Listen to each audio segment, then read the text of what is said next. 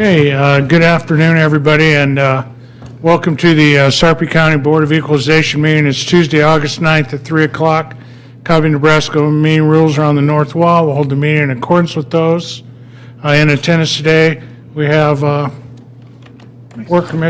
five commissioners, our Deputy County Administrator, and our County Clerk and Register of Deeds. I also see our County Treasurer and our County Assessor. If you would, silence your cell phones and let's stand for the Pledge of Allegiance.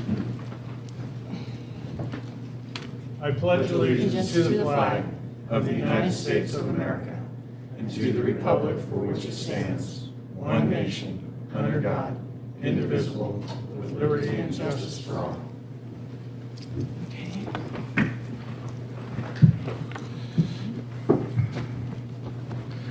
Okay, at this time, I'd like to put the Board of Equalization into recess and get reset for the Board of Commissioners meeting. I'm good. Okay. Welcome to the Sarpy County Board of Commissioners meeting. It's August 9th. It's 3:01 p.m. Nebraska opens rules. Meeting rules are on the north wall. All five commissioners are present along with our Deputy County Administrator and our County Clerk. I'm going to call a little bit of an audible here and skip the consent agenda, which we'll come back to, and get right into the regular agenda, which is item 5.1. It's Resolution 2022-207, appointing Trace Jones as the Sarpy County Treasurer effective August 9th for the remainder of the current term. Before I ask Judge Hutton to come up and swear Trace in, I think there's a little bit of cleanup work that this board has to do. So could I get a motion, please, to approve this resolution? Motion to, go ahead. Motion to approve. Thanks, Jim. Second. Okay, I have a motion by Commissioner Klug and a second by Commissioner Warren to approve Resolution 207. We'll save some comments for you. If you want to make some after the swearing in, please vote. Ayes 5, nays none, motion carries. Judge, we'll turn it over to you now. And Trace? I'm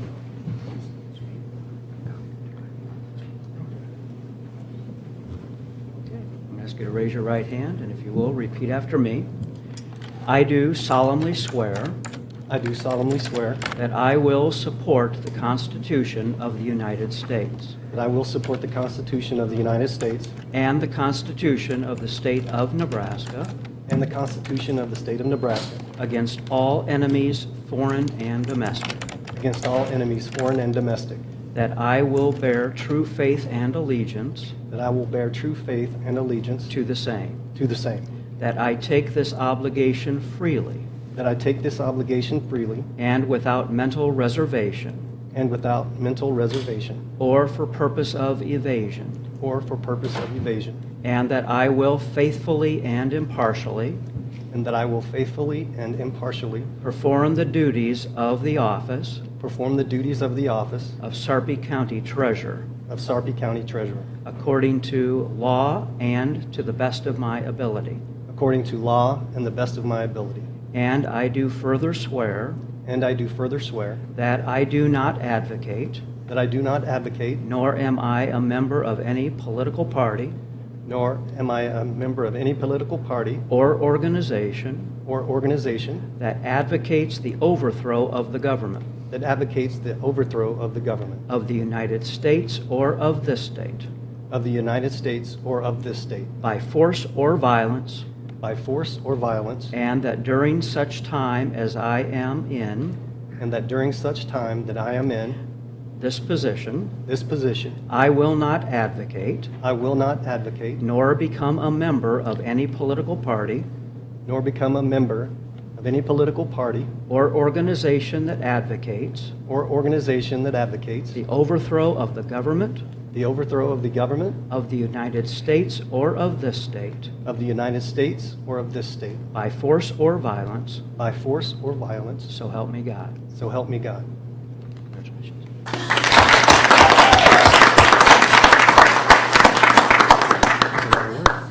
Sign right there.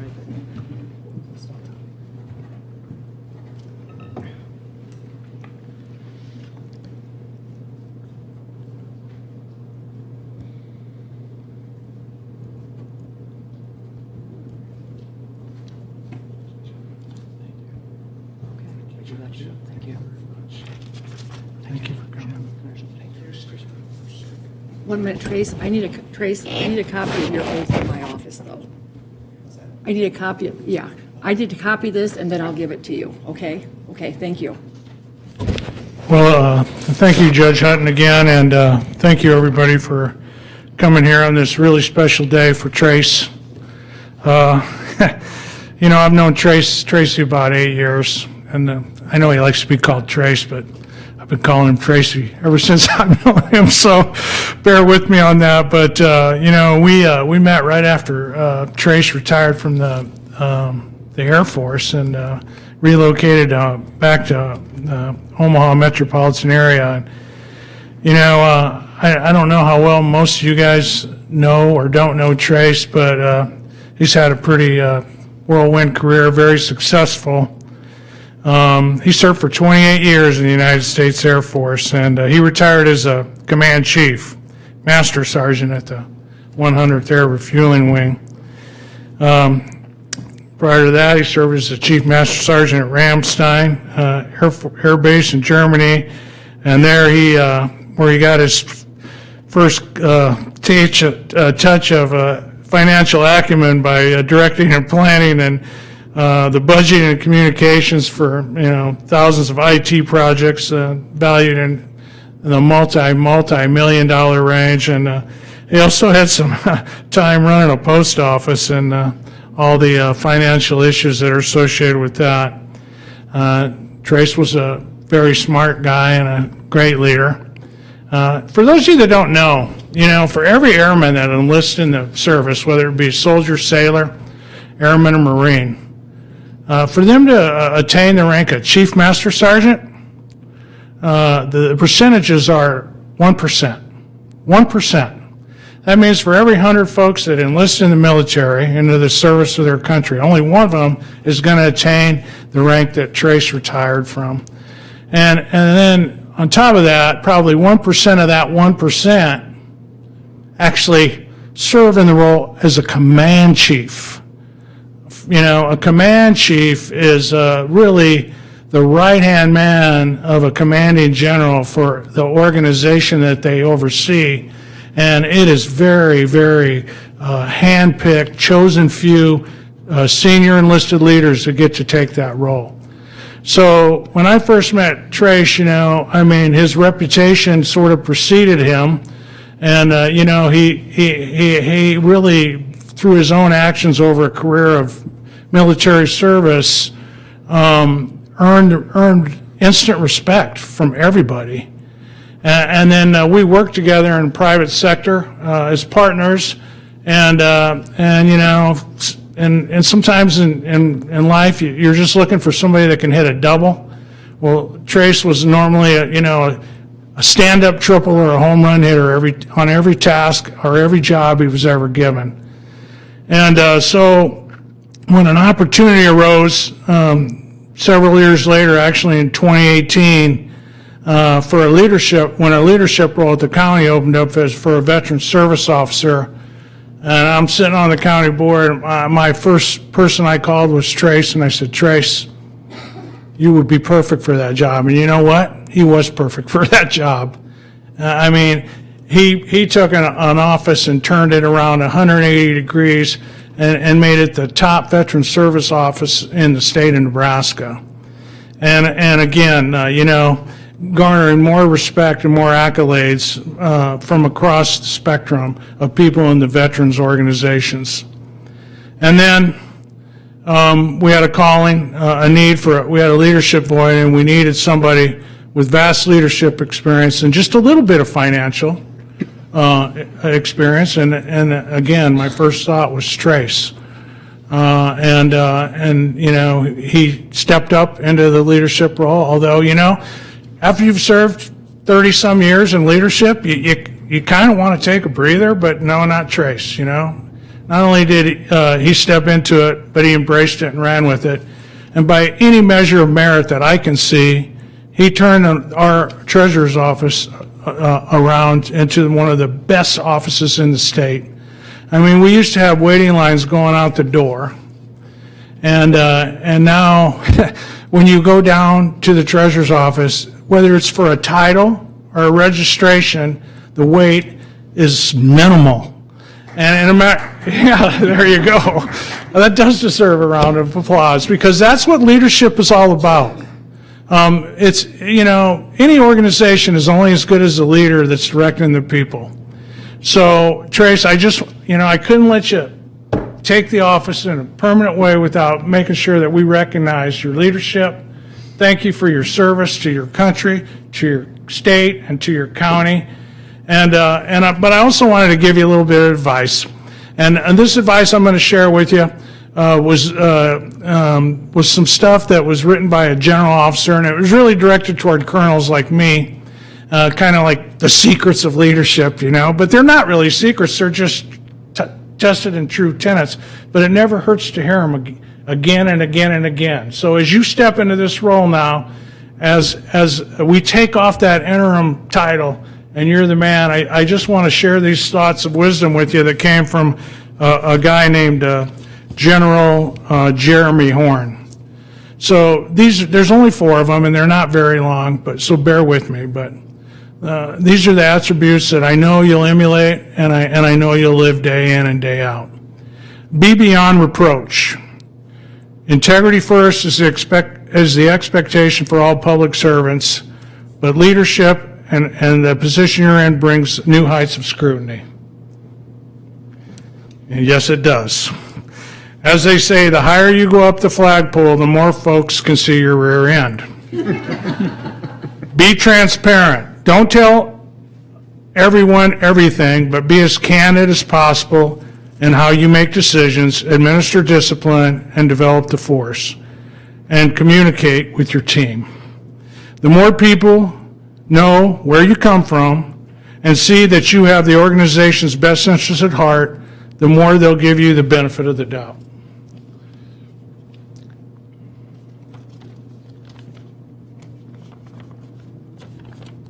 Be approachable. If your team knows they can come to you with any issue without being shot, the more likely they're going to give you the opportunity to fix it before they run to somebody else like the board or Mary or whoever. So, and just remember that. Open door policy is the only policy to have in any leadership position. And finally, and probably most important, realize it's not about you, Trace, although it's going to feel like that some days. Now that you made it to the top of the pyramid, don't expect that your team is there to serve you. And actually, in reality, and not only in the treasurer's office now, but really across this county, we have an inverted pyramid. Our leaders, our elected officials are there to serve the staff that supports them. And so you can't ever forget that. That's probably, and I'm hoping, why you wanted to be the treasurer, why you signed up for this gig in the first place. It's because you realized that, and you saw an organization in need, and you stepped in to fix it and make it better. So thank you. So my advice is this: take the job seriously, but don't take yourself seriously. Don't ever believe your own press releases, okay? And remember that the most important thing you're ever going to do is prepare somebody to follow in your footsteps, okay? And take the role. So train, mentor, and counsel your team on a daily and weekly and yearly basis. So no matter what happens, no matter whatever day you decide not to come to work anymore, no one's going to notice, because we're not going to skip a beat, and we're not going to miss it. We're going to have what's called a seamless transition. And I know you'll do that because you have a track record of outstanding, exemplary leadership. So before some of your teams here, I don't know if they want to make a couple comments or not, but they're welcome to if you want. But on behalf of the county board, thank you for your leadership. Thank you for stepping into this role, and best of luck.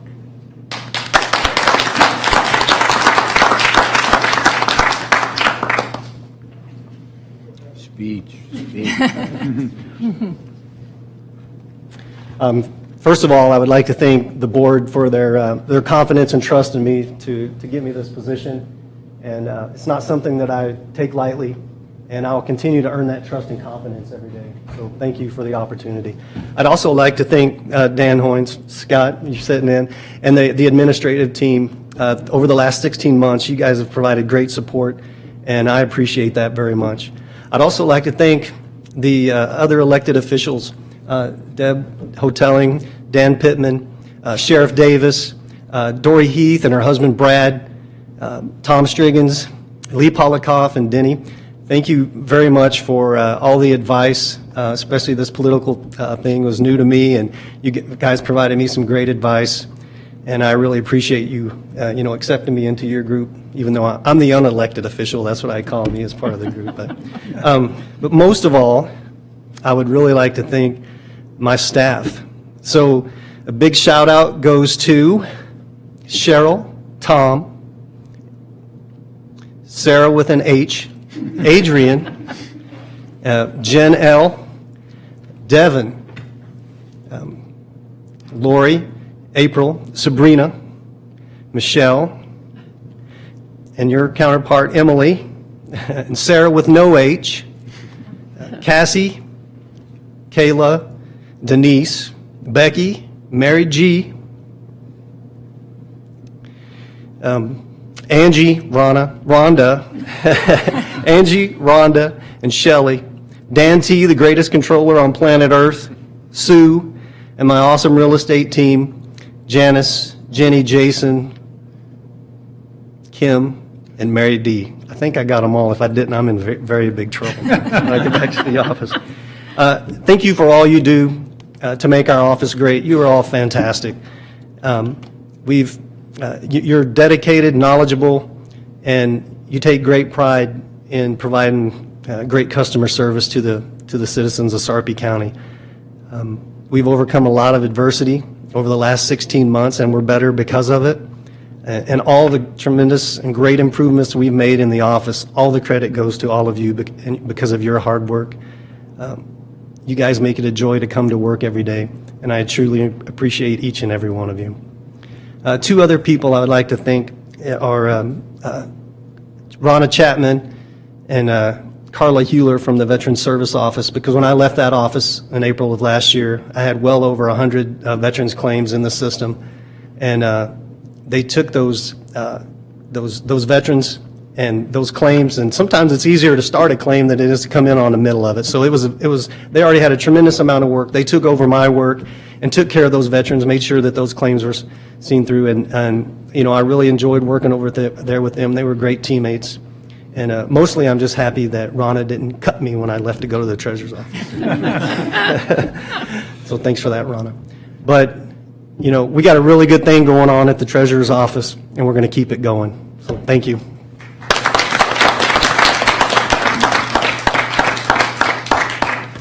All right. Thank you, Treasurer Jones. I think I'm going to go back to the Board of Equalization. So I'll recess the Board of Commissioners meeting at this time, and we'll re-tee up the BOE. Okay, give me just 1 minute here. Okay, I have you back in BOE now. We're good, thank you. Okay. First item is the consent agenda. We have one item there, and this is the minutes from our last meeting. Motion to approve. Second. Motion by Burmeister, second by Klug. Discussion? Please vote. Ayes 5, nays none, motion carries. Okay, 5.1 is a protest hearing rejection of homestead exemption for Lot 2, Jirka's addition number 2, Albert Allen III. Is he here? Okay. You're welcome to come forward and address the board if you'd like.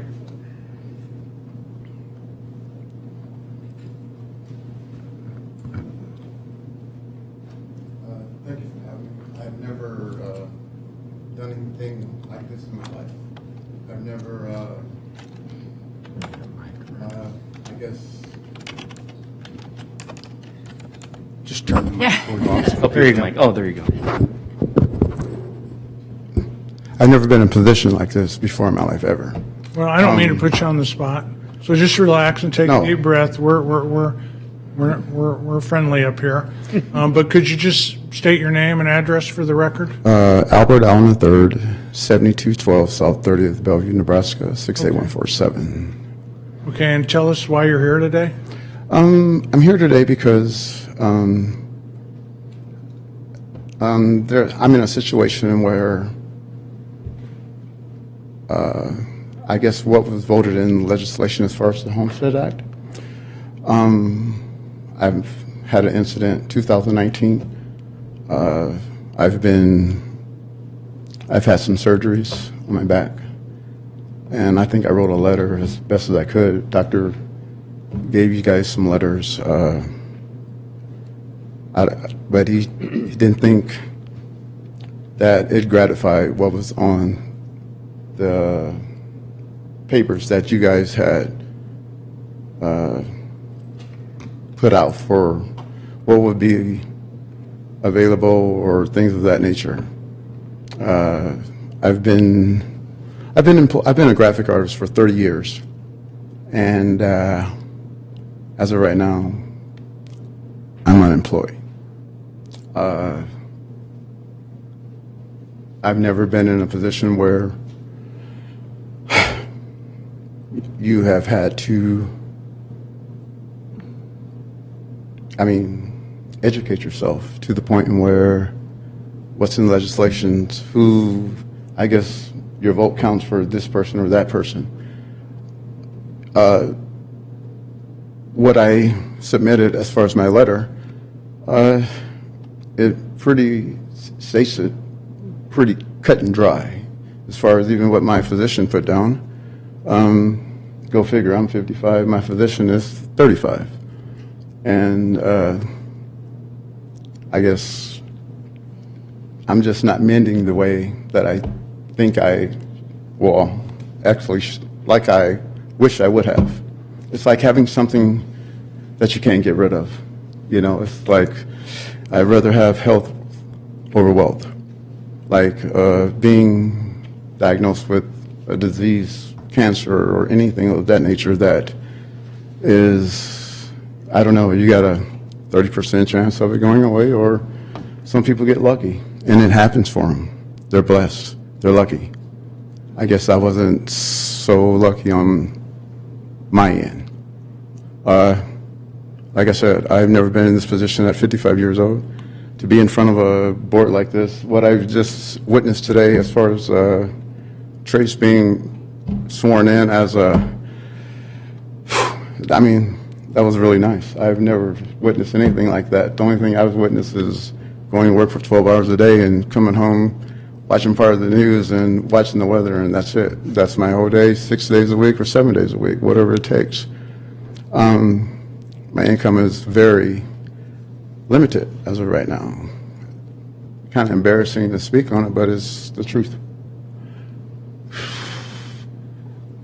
Okay. I just wish you guys would take a look at what I submitted and let me know in, I guess, 7 days. So I think, we have looked at it. And, first of all, understanding our role as the Board of Equalization, we sit in judgment and get to decide either yes, for, or against, any particular protest. In this case, your protest is,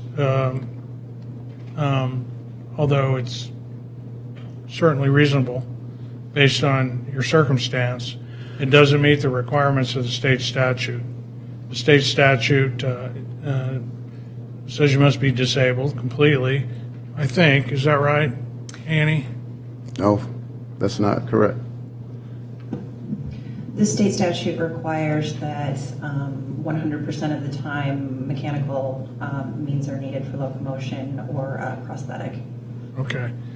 And then there's an income threshold too, though, that would qualify for an exemption, correct? There is, but that depends also on which type of exemption you're applying for. I think unfortunately, Mr. Allen is not old enough to qualify for the 65 exemption where they look at that type of thing. See, that's what they told me at the assessor's office. I mean, I hear different things from the people sitting behind the desk, or someone who's been employed with the assessor's office for 25 years. Okay, I use my cane. Okay, he's the one that ordered it for me. I'm still in physical therapy.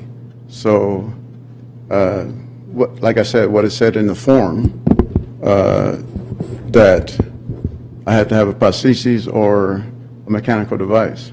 Okay, this is a mechanical device. So in the form, just like my physician said, they need to explain that better, because everything isn't cut and dry to the point where this is your situation for life. So just because I can still move doesn't mean I can get in the game and do what I've been doing for 30 years. Okay? Yeah, I think just by way of explanation, Mr. Allen, since usually people that come before us haven't been before us before, so that's common, we're stuck with what the legislature puts in the statute, and we have to rule under that framework of law. So what does it state? It says that you have to use the assisted device all the time. And so the reason probably that it was denied is your doctor says that you use it intermittently. So maybe if I'd have been educated about this 2 years ago, where when I couldn't do anything, would it be gratified then? Or would I just still be? Possibly. Wow. Yeah, it's always a tough one, because we have to analyze it. Mr. Pittman's office has to analyze it as you come in, and then the documents that are supporting. So, and this board, just so that you know, we've now submitted 2 bills to the legislature to change homestead exemption requirements so that they're more favorable to people. You don't happen to fall in one of the areas that we've done so far, but we've tried hard because we're sympathetic to the fact that, this is an area that really can make an impactful difference in people's lives. But where you are now with your doctor's letter the way that it is, our hands are a little tied in being able to do anything.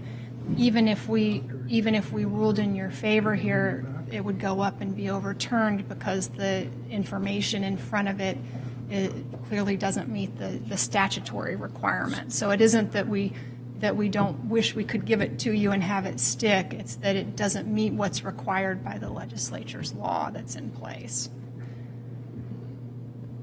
I guess I was formally told something different by the assessor's office. And that's why I guess I'm a little bit embarrassed at the same time. There's no reason to be embarrassed. We're here as public servants. You should be able to come before us and ask any question you want. This is your property and your exemption, so please don't be embarrassed. We're here as a service to you. We wish our hands weren't tied in your case, and that we had more authority under the statute to give you something here that we don't have authority to give you at this point. So, I mean, you guys have my paperwork in front of you where it says, did it say that I had to have a prosthetic? It says that you use the cane intermittently, both in your doctor's note and your letter. They both say that you use the cane intermittently. The statute, the law, says that you have to need it all the time. Well, how can I say this? Like I just said earlier, sometimes it's embarrassing to, to be in a position, or how can I say this? To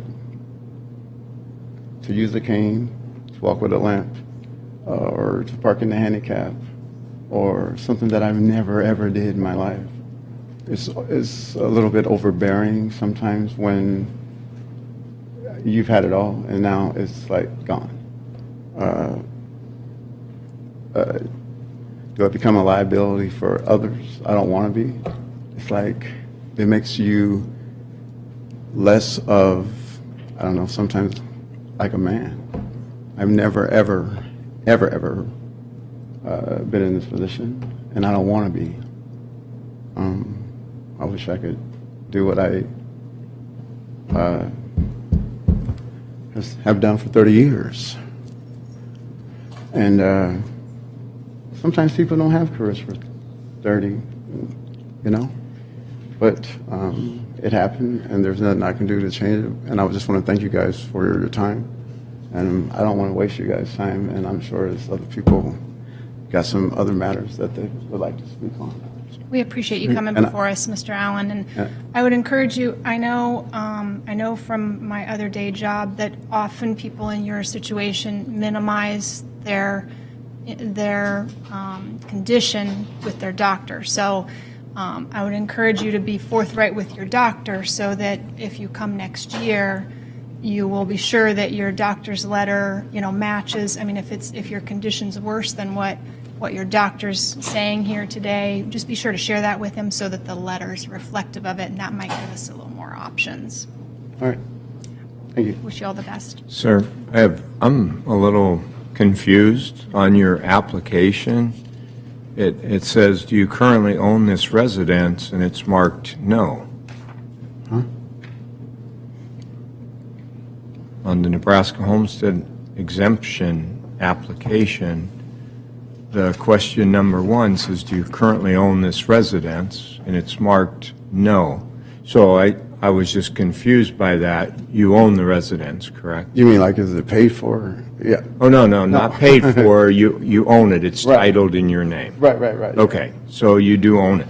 That's incorrect on the application. I don't know if you've noticed that, but not that changes anything. I was just curious, because if you don't own the residence, it wouldn't matter anyway, because then you wouldn't be eligible. Well, I want to continue to try to keep owning it, or, something that I've invested. I think number one investment for anybody is to purchase a home. And the way things are going right now, some baby boomers may not be able to purchase a home and things of that nature. I just want to keep it. I'm limited on income, and I just want to, if I could get whatever I could just to help, it would be a great deal for me. But maybe I'll see you guys next year. And In the interim, sir, I would suggest to you to talk to your banker or mortgage person, right, and go that route, because obviously we can't help you in the homestead exemption piece. But obviously you don't want to lose your home or any of that. I understand your income's limited, et cetera. I would work with the people that Right. have in your corner, if you have a personal banker or whoever, I would start working with them and just kind of go over the situation with them, so you don't find yourself down the line in a position where you're not making the payments, et cetera, et cetera. So I'm just I'm trying going to give do you a everything little. in my power to, stay. I've been there 14 years. Okay. And so, like I said, I thank you for you guys' time. I didn't mean to waste you guys' time. You're not wasting our time, sir.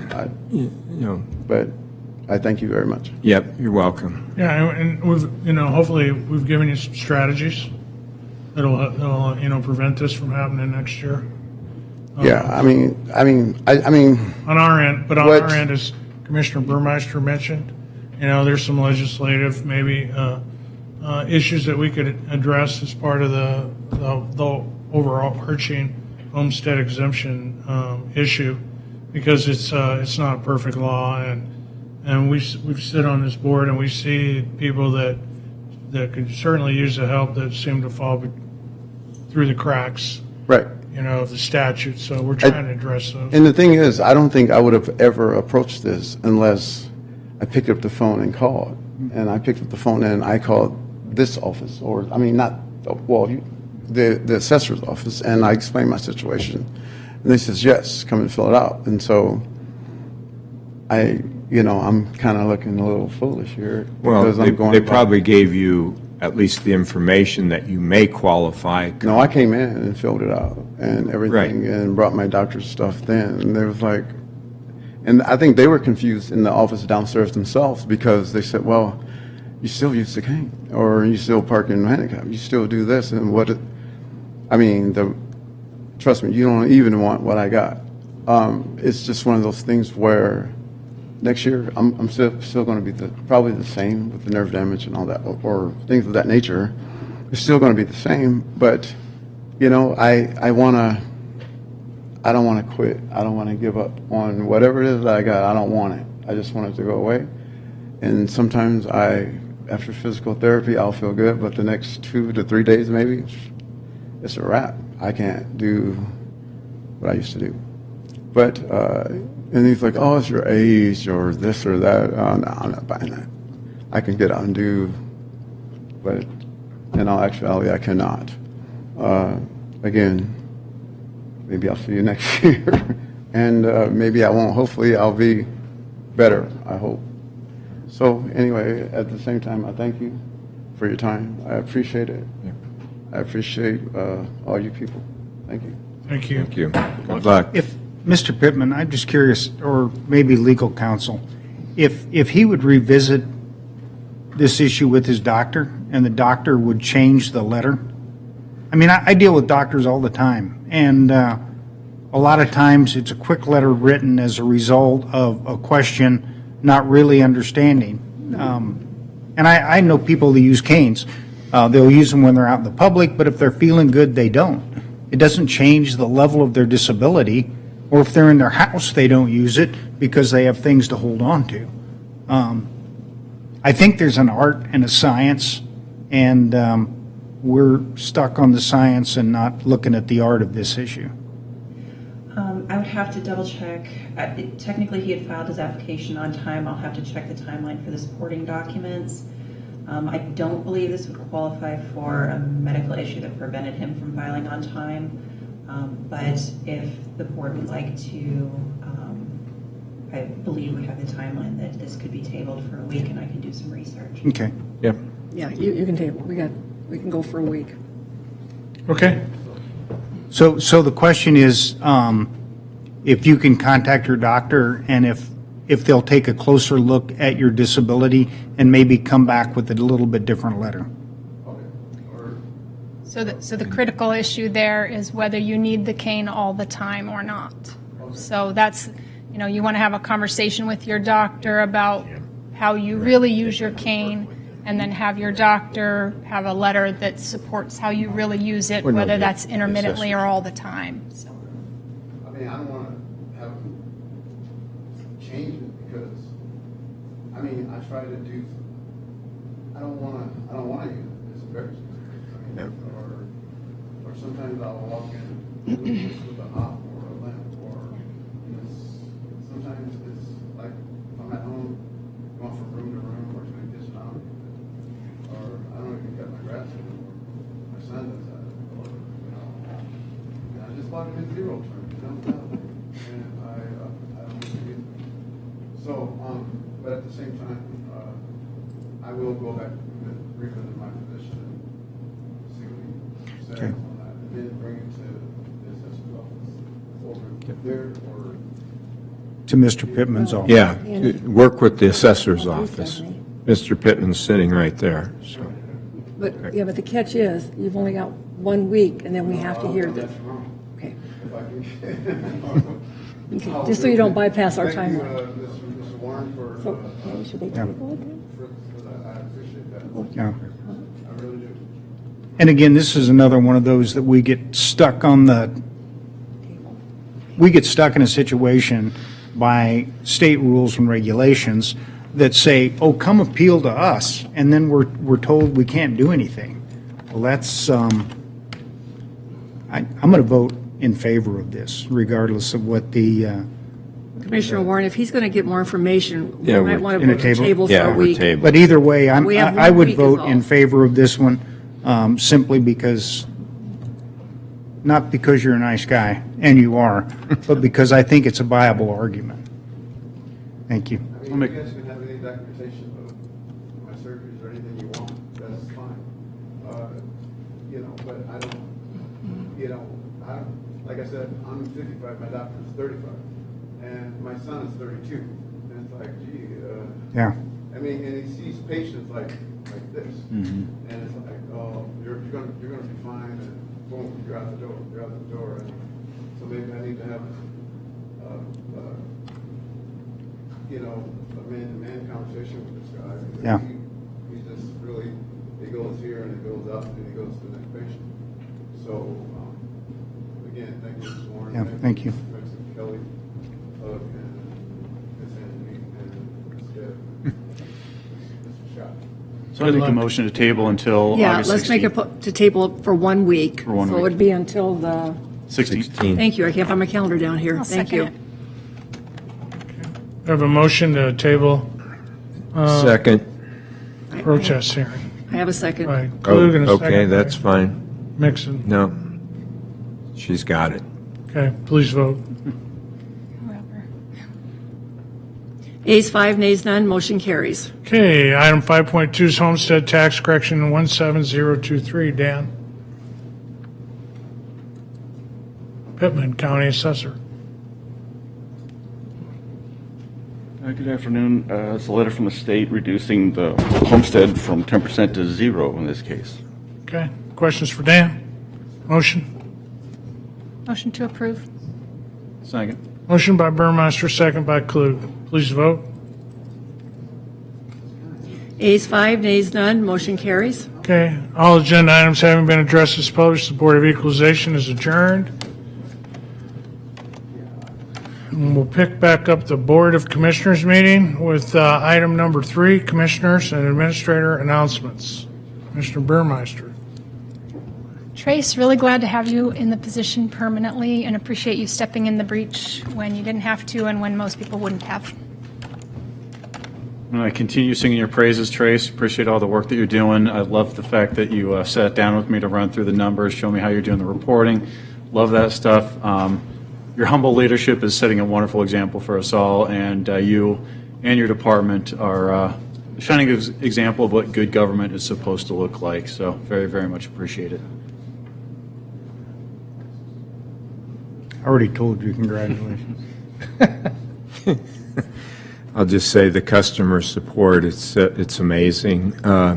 So it's, anytime you deal with customers and the whole office, very positive, upbeat, moving people in, getting them so they can go to their next errand or whatever. It's just wonderful to see that in action. So thank you. Scott? Nothing for me. Thanks. Okay, and I think I've said enough, so that gets us to the consent agenda. We have 6 items. Motion to approve. Second. Motion by Warren, second by Klug. Discussion? Please vote. Ayes 5, nays none, motion carries. Okay, item 6.1, executive session. For the protection of the public interest, I move we go into executive session to discuss litigation and a legal matter. Second. Okay, a motion by Burmeister, second by Klug to go into executive session. Discussion? Please vote. It was fine. It is now 4:26 at 3:44. We went in executive session where our discussion was restricted to litigation and a legal matter. I need a motion to return to the regular session. So moved. Second. Motion by Mixon, second by Klug. Please vote. Ayes 5, nays none, motion carries. We have a dump. Okay, all agenda items having been addressed as published, the Board of Commissioners is adjourned.